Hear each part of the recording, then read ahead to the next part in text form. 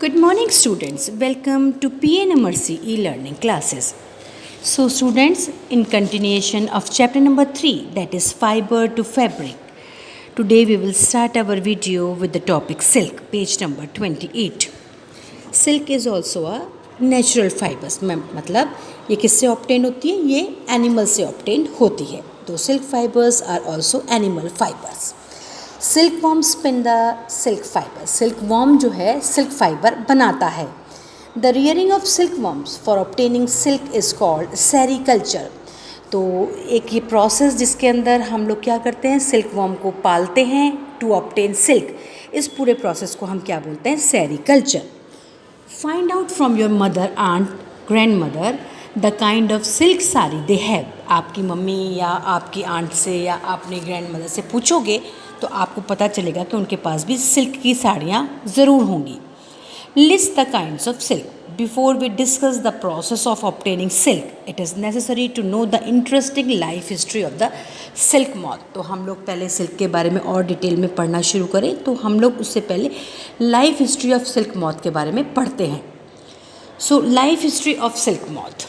The female silk moth lay eggs from which hatches larvae which are called caterpillars or silkworms. अब क्या करती है silk, जो female silk moth होती है वो अंडे देती है. कहाँ पर? पत्तों पर. जिसमें से क्या, उन अंडों को तब जब अंडे हैच होते हैं तो उसमें से क्या निकलते हैं? लार्वा, जिसे अब हिंदी में आसान भाषा में बोलते हैं ईयड़,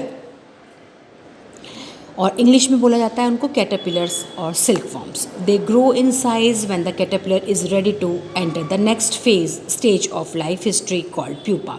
और धीरे धीरे ये जो कैटरपिलर्स होते हैं वो बहुत सारा खाना खाते हैं, लीव्स खाते हैं और बड़े ग्रो होते चले जाते हैं और नेक्स्ट स्टेज में एंटर करते हैं. That next stage is known as pupa. पहले तो एग्स, उसके बाद लार्वा, उसके बाद pupa.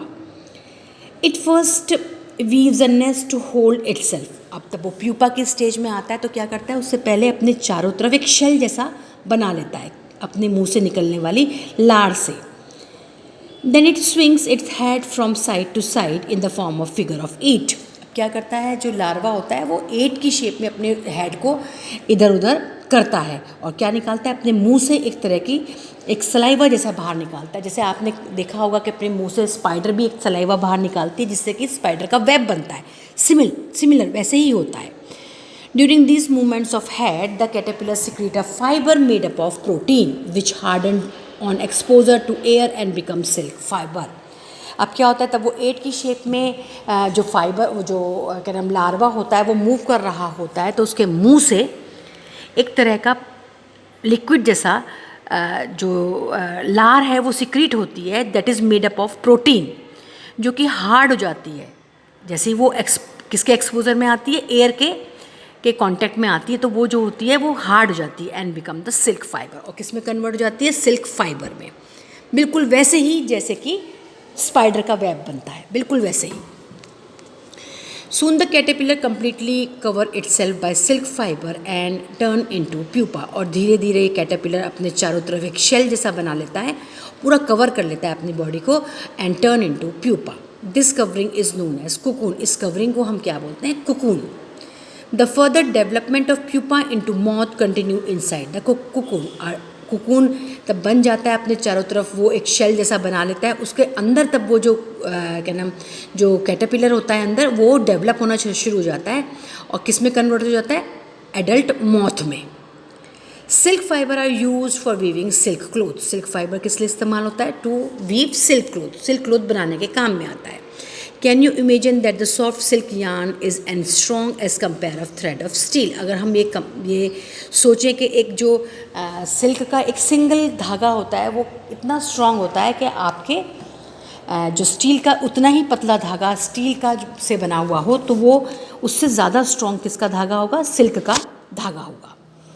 The silk yarn thread is obtain from cocoon of the silk moth. Silk yarn किससे मिलता है? From the cocoon of the silk moth. There is a variety of silk moth which looks very different from one another, and the silk yarn they yield in different in texture, coarse, smooth, shiny, etc. अलग अलग तरह के बहुत सारे variety के silk moth होते हैं जो अलग अलग तरह की सिल्क को बनाते हैं.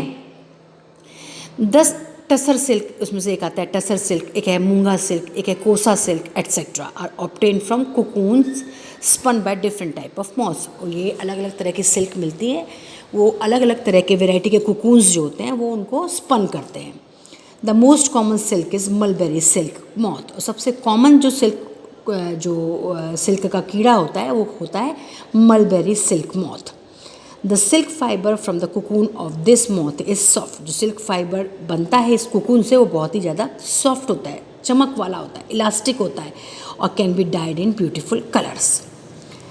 सेरीकल्चर और culture of silk worm is a very old occupation in India. जो सेरीकल्चर है इसका मतलब है कि सिल्क वॉर्म्स को पालना, ये एक बहुत ही पुराना जो है ऑक्यूपेशन है इंडिया के अंदर। India produce plenty of silk on a commercial scale. Now activity 3.5, collect pieces of silk cloth of various type and paste them in your scrap book. अलग अलग तरह के सिल्क क्लॉथ को आप इकट्ठा करो और उनको एक स्क्रैप बुक पे चिपकाओ।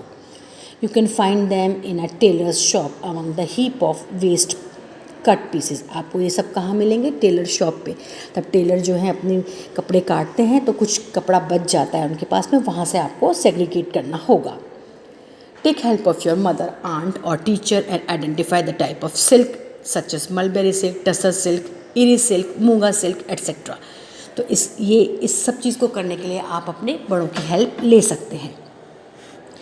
Compare the texture of this silk with that of the artificial silk piece. अगर आप कंपेयर करेंगे ये जो नेचुरल सिल्क के जो पीसेस होते हैं उनको आर्टिफिशियल सिल्क के कपड़ों से कंपेयर करेंगे तो आप उसमें काफ़ी कुछ डिफरेंस पाएंगे। Which contains synthetic fiber. Try to collect pictures of different moth whose caterpillars provide the various type of silk. आप ये भी कर सकते हैं कि डिफरेंट तरह के मॉथ, डिफरेंट तरह के कीड़े जो होते हैं, सिल्क वॉर्म जो होते हैं, उनकी पिक्चर्स इकट्ठा कीजिए जो कि अलग अलग तरह की सिल्क बनाते हैं। Now activity 3.6, take an artificial synthetic silk thread and a pure silk thread. एक artificial silk thread लो, एक pure silk thread low. Burn this thread carefully और इन थ्रेड्स को बर्न करो। Did you find any difference in the smell while burning. तो मैंने आपको ये क्या बताया कि प्योर सिल्क लो और आर्टिफिशियल सिल्क का एक थ्रेड लो, दोनों को बर्न करके देखो तो दोनों की स्मेल में आपको डिफरेंस नज़र आएगा। नाउ बर्न अ वुलन फाइबर केयरफुली। उसके बाद में बर्न किसको करके देखो? वुलन फाइबर को भी बर्न करके देखो। Did it smell like burning of artificial silk और दैट ऑफ प्योर सिल्क।